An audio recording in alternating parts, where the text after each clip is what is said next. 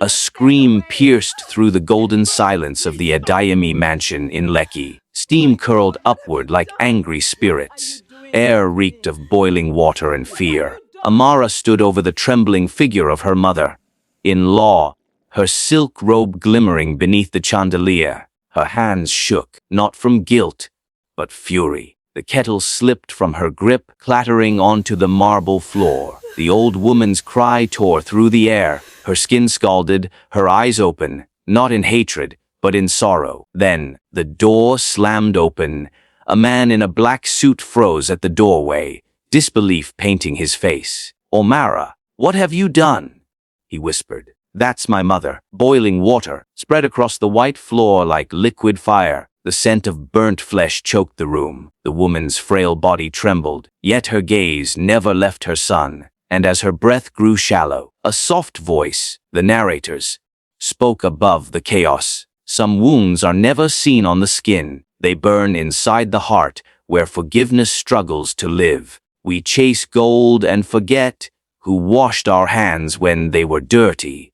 But life, it never forgets to bring us back to the fire we once set for others. Mama, if your heart still remembers the woman who once carried your pain, long before marble floors and silk curtains, there was Mama Aban, a woman of Makoko, whose hands were darkened by charcoal and sweat. She was known across the floating village as the woman who never sat idle. Every dawn, while others slept, she lit her fire from the ashes of yesterday and prayed, "Lord, give my son wisdom, not just to rise, but to remember where he rose from."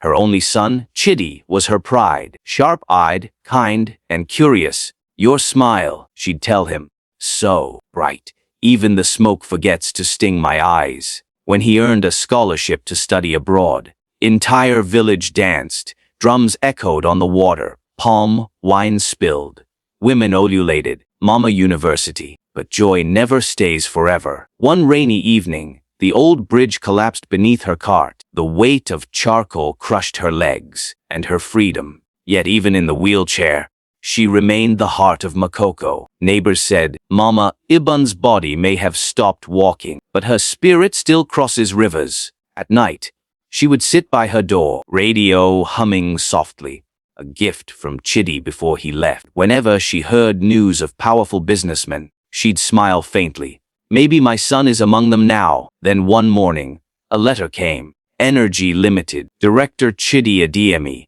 Her hands trembled as she opened it. A photograph slipped out. Her son, shaking hands with the president. Beneath it, for a brighter Nigeria. Tears mixed with charcoal dust on her palms.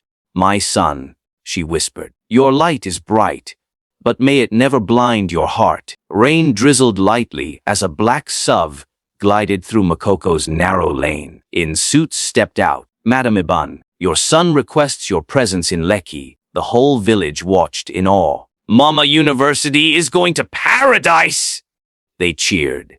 She smiled, filling her cloudy eyes. But fate had its own plans, because the paradise she was being taken to wasn't meant for hearts like hers. When the car stopped at the mansion gates, her breath caught. White walls gleamed. Glass towers sparkled under the Lego sun. Her old wheelchair rolled across the smooth marble like a stranger in a sacred place. Chidi rushed out, arms wide. "Mama, welcome home." Her trembling hands cupped his cheek. "You've done well, my son. But I hope your heart still smells of charcoal." From the balcony above, Amara, his wife, appeared, tall, elegant, her perfume rich as money. She smiled politely. "Welcome, Mama. We prepared a room for you, downstairs." Polite words. Mama Eben nodded, unaware that she had just been welcomed into a home without warmth. Dinner that night shimmered with gold, candles, crystal glasses, imported laughter. Chidi spoke of oil deals and Dubai partnerships. Mama Iban listened, smiling faintly, trying to tell him about Makoko. But Amara cut her off with a sweet, practiced tone. "That's lovely, Mama. But we have some urgent business tonight." Docilence. Forks clicked, and the distance between mother and son widened like a crack in marble. Days turned into quiet isolation. Her meals arrived at the door. Her voice faded in the halls. At night, she heard music, jazz, laughter, clinking glasses. She whispered to the maid, "Can I sit outside? The sun warms my bones." The maid frowned. Madam said no. Smell of ointment lingers on furniture. Mama Eban smiled sadly. Child sunshine never ruins what it touches. It only shows what's already dying. Chidi still visited, but briefly. His voice carried the weight of corporate polish. He never lingered long enough to hear her stories anymore. And each night, she stared at the orchid pot on her table. Beautiful but rootless. "Perhaps that is my son's life," she murmured, but buried in glass. Morning sunlight poured through tall windows, painting gold across the marble. Mamara's heels clicked sharply as she entered Mama Iban's room. She said with a smile too tight to be kind, "The house feels heavy with your ointments. Try to keep the window open?" Mama Iban looked up from her prayer book. "Don't worry, child. Scent will fade long before your perfume does." Omara's eyes flashed. She turned toward the kettle on the table, the cord humming quietly. "You know," she began, voice low and smooth, "wealth is like clean linen. It can't survive the smell of charcoal." The older woman said nothing. She only lifted her gaze and whispered, "Clean hearts last longer than clean linen." That night, while Chidi packed for a business trip to Abuja, Amara clung to him with painted sweetness. "Don't worry about Mama," she cooed. "Take good care of her." He smiled, kissed her forehead, and left before dawn. As his car disappeared, silence fell upon the mansion, heavy and hollow. Hours later, thunder grumbled over Lagos skies. Mama Iban sat by the window, humming the same lullaby she once sang while pushing her charcoal cart. She reached for her old blanket, the one that still smelled of makoko smoke. Amara's shadow appeared at the door. "Keeping that rag," she hissed. "You shame this house." Mama Iban smiled gently. "This rag once carried my son when he was sick. It has more warmth than this entire mansion." The words struck like stones. Amara's pride cracked. She grabbed the kettle, its handle hot with fresh steam. "Then keep your warmth," she spat. And the boiling water fell. A scream tore through the house. Steam rose like ghosts against the chandelier light. The smell of burnt skin filled the room, and with it, silence so deep it swallowed even remorse. Then, the door burst open. "Omara?" Chidi's voice thundered. He had returned early, uneasy from a dream he couldn't shake. He froze. His mother on the floor, his wife trembling. The kettle rolling away. "What have you done?" Amara's lips quivered. "I didn't mean to," but her eyes said otherwise. Chidi knelt, wrapping his mother in his jacket. "Mama!" "Hold on, please." Through her pain, Mama Iban whispered, "Don't hate her. Let your heart stay clean." Then her eyes fluttered shut as the rain outside began to fall harder, as if heaven itself wept. Rain lashed the city as the black car sped toward Lagos General. Chidi held his mother's hand, whispering prayers between sobs. Doctors rushed her into the ward. Her body lay still, wrapped in bandages, breathing weak but steady. The smell of antiseptic could not erase the scent of burnt flesh. It clung like guilt. Chidi sat beside her bed, broken. "Mama," he whispered, "I'll make her pay."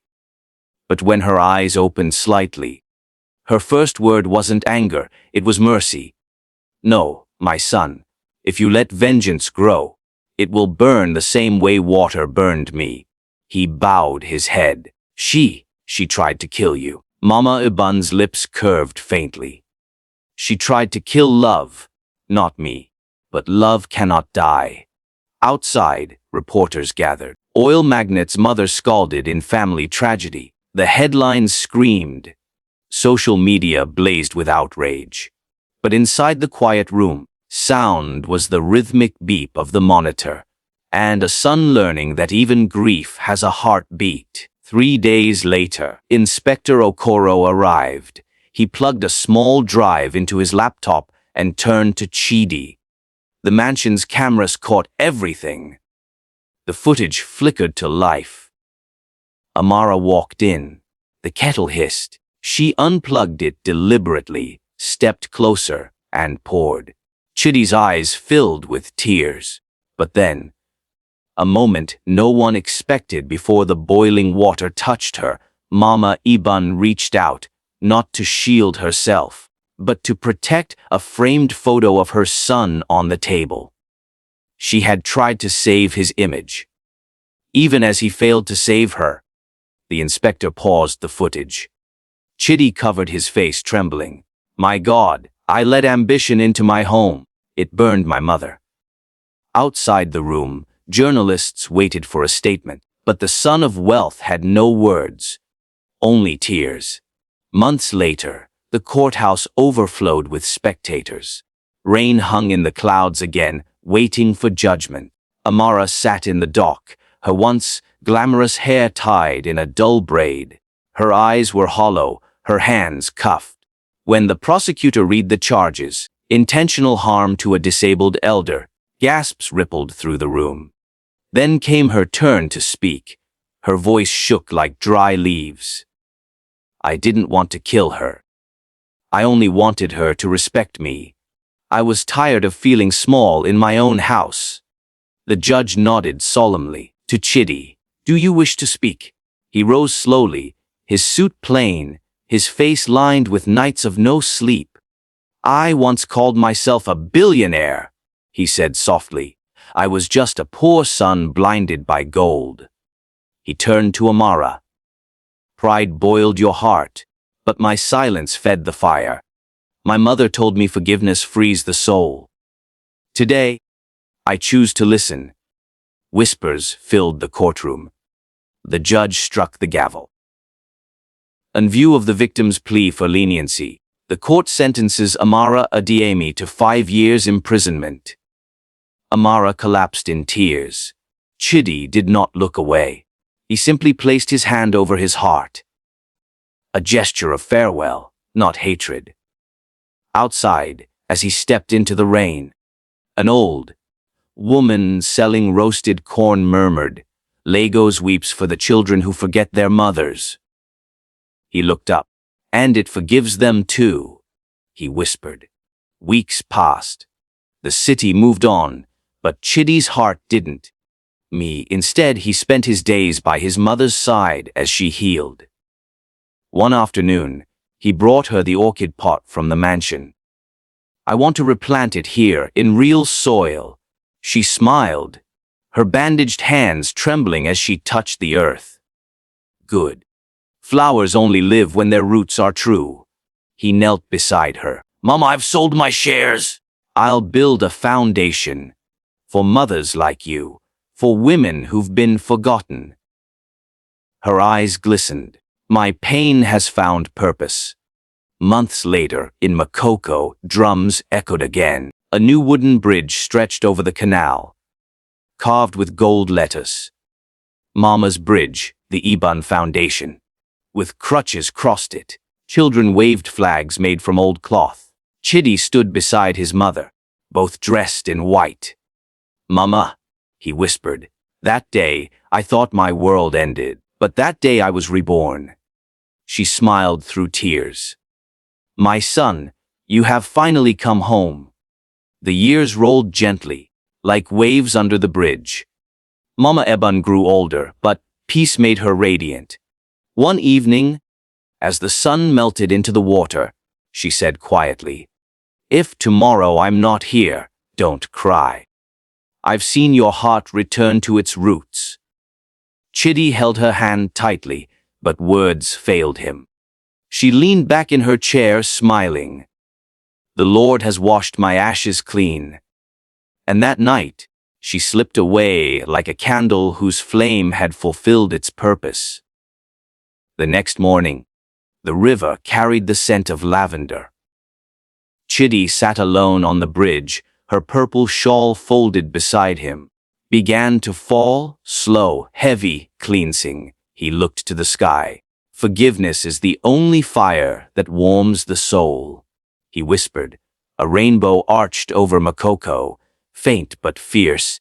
As women sang softly, Mama a bun, your tears became a bridge. Your love turned our pain into light. Now every dawn waters the orchids that bloom beside the Ibun foundation. When asked why he gave up his empire, he smiles. Because money can buy perfume. But only gratitude removes the smell of guilt. And as rain falls over Makoko once more, voice echoes through the mist-eyed. Mother's love never burns out. It only turns fire into light.